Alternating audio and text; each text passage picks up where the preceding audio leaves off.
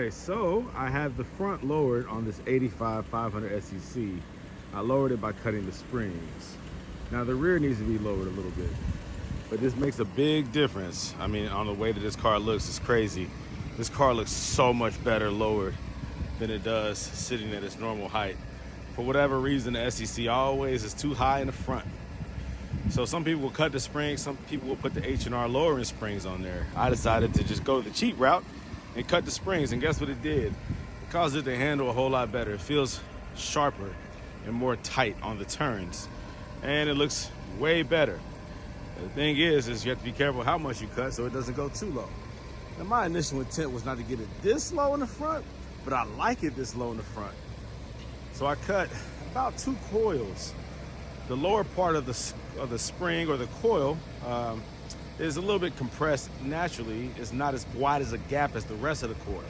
So I cut that plus 1 more coil. So it probably overall looks like a 1.5 coils, but it was actually 2 coils. And it got into this height right here. Now these are 19-inch wheels.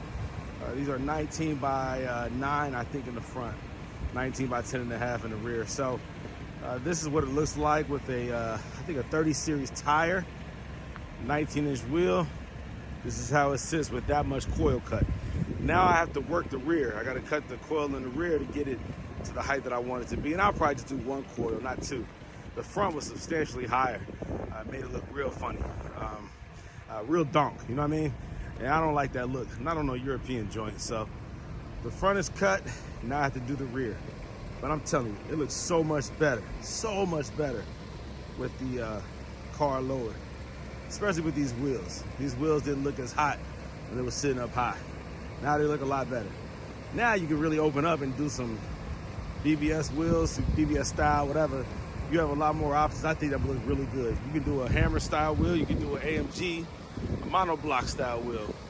With the car sitting low, I mean, man, it looks so much better. It looks fantastic.